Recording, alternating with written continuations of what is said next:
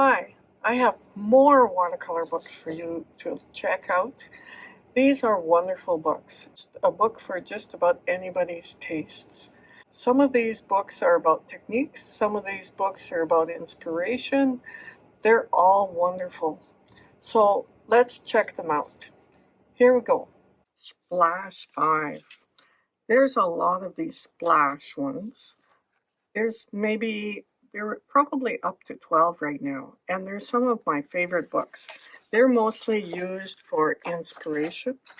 So what they do is they pick some of the best artwork that they think on the theme for that year. Each year is a different theme, and then they put them all together in a book, along with the authors and a description of how they do their artwork and what techniques they use. This is a very fun book, very inspirational. I love these books. They just give you ideas, all kinds of things that you could do. Subject matter varies, techniques vary. You can learn from these on how to incorporate different techniques into your own artwork. So just looking through these, there's a style for everyone, there's subjects for everyone, and they're portrayed differently. Just a very good inspirational book. Everything from realism to fantasy to abstract. There's a lot of beautiful work in these, and they're very inspirational. Now, here's an off-the-wall suggestion. If you want to learn how to do simple, semi-abstract kind of work, these Chinese books are fantastic because most Chinese work is very simplified, and they give you the step-by-step to get the end product.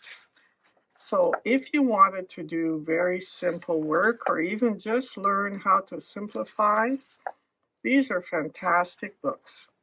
I got this one in Chinatown, just in a little shop there, and they're fantastic. Look how simple you can make a subject. Just a few brush marks and you have a whole complete piece right there.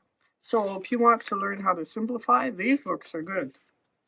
If you want to learn techniques, this is another book that you can use. Different ways to make marks, different ways to use color, and then you cover different topics. So landscape, beautiful work, full of texture, full of techniques. You can learn a lot with these books. And here's a step-by-step process. You start with a wash, you add a few details, you add more details, and you end up with a product. Same with this one. So they go through a lot of varied subjects, and you can just follow along and try them, or just be inspired by them.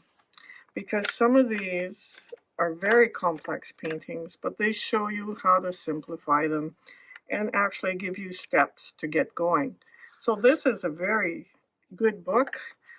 You can be inspired by it or just use the techniques to you just for your own artwork. And there's a subject matter for everything. And there's a style for everything. So there's one style that's very loose, like these. And then there's more rigid styles, more realistic styles. So there's a little bit of everything in here for everyone. That's watercolor painting techniques. And then here's a basic book. If you want to know how to do trees and brushes, Michael Wilcox will show you how. So here's a basic tree, how to draw different trees, adding color, where's the best place to add the color, adding more information around the tree, what colors to use, what colors work well together. Everything is laid out for you. So this is a good beginner book and good for practice.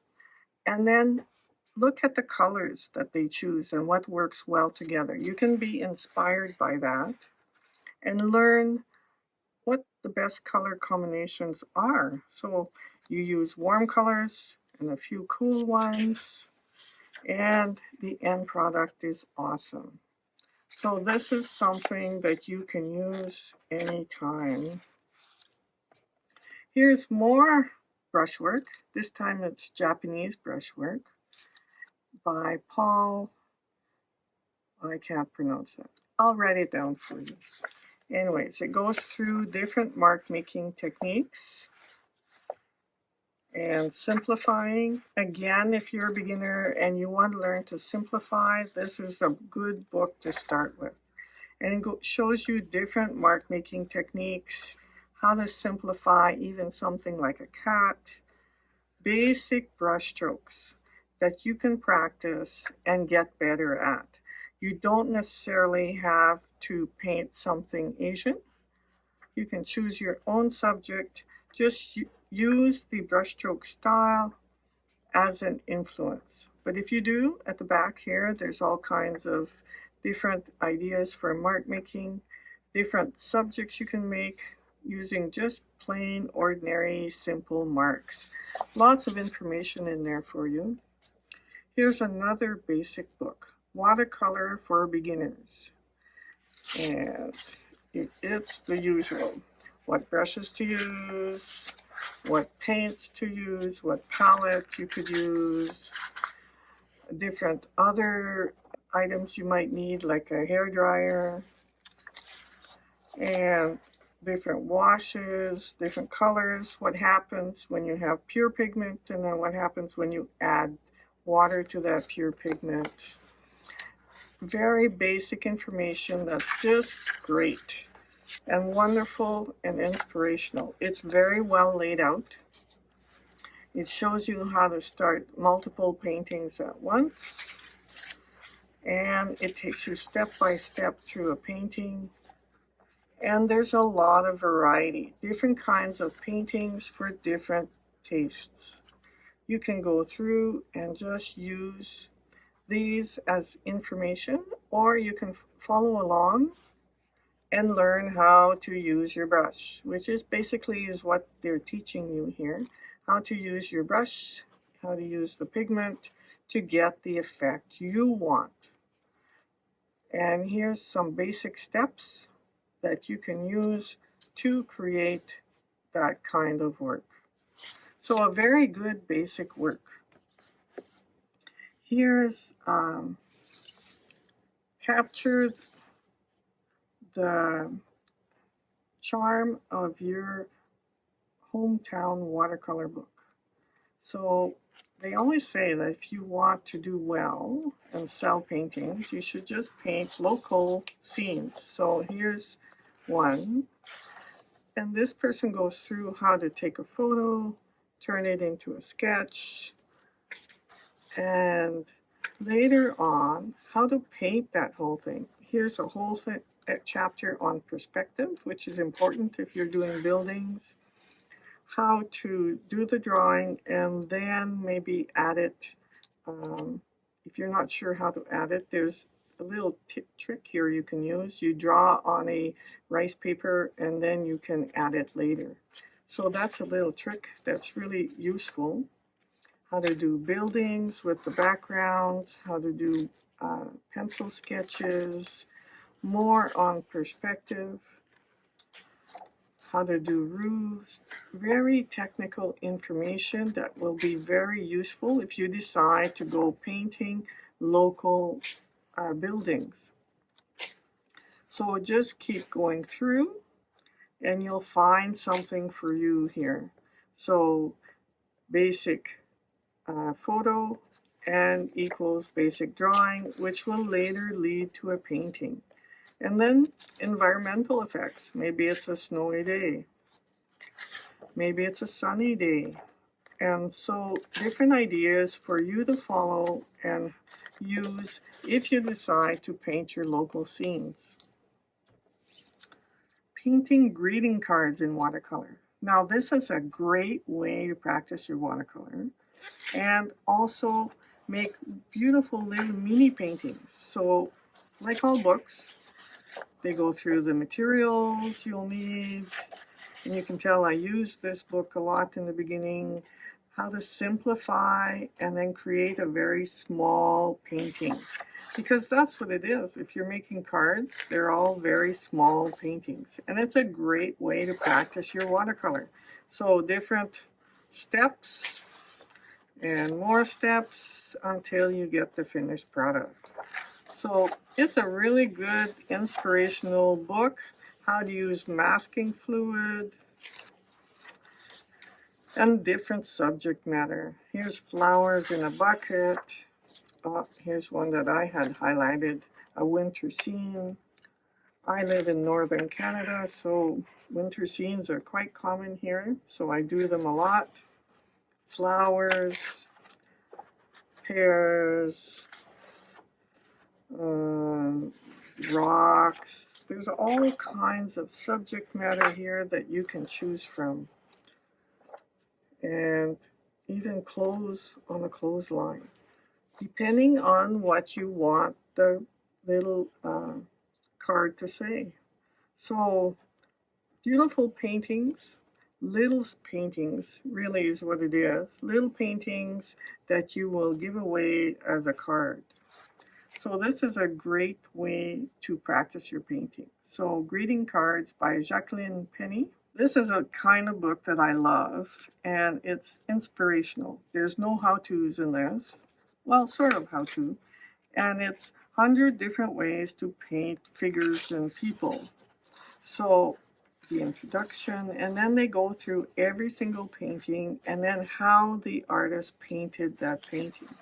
And there's different styles, different kinds of figures.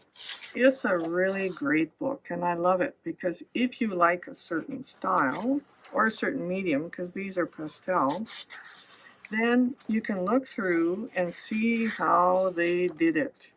And they explain at the bottom here all the materials they used, what inspired them, and what techniques they used. It's a really good painting. So you can go from figures to faces to just people in a scene. There's all kinds of really inspirational pieces here. Really good work. So how did you do that? 100 artists, 100 paintings, and it's all explained. Now, another one is a photo reference book. This is a book on how that's really useful for watercolorists. If, I don't know about you, but when I take my photos, I don't always get the detail I want. So what I do is I use one of these photos to get the extra detail. So for example, if I set up a scene with bottles and my photo isn't good enough, these photos are fantastic. And I can use them as a reference to kind of get the details right.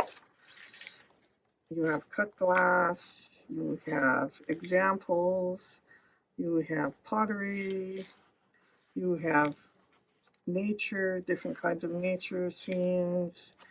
These are really good references when your own photos aren't up to snuff, as they say. So baskets, really popular are landscape or sunset scenes, foggy days, wintry days, mountains, hills, trees, autumn, spring, all kinds of very inspirational work. So artist references by Green is a great reference. So here, that's the end of my 10 books. And I hope you enjoy looking for these books, and I hope they inspire even more watercolor paintings for you. Don't forget to subscribe to my channel if you enjoy these, because I'll have more. See you in the next video.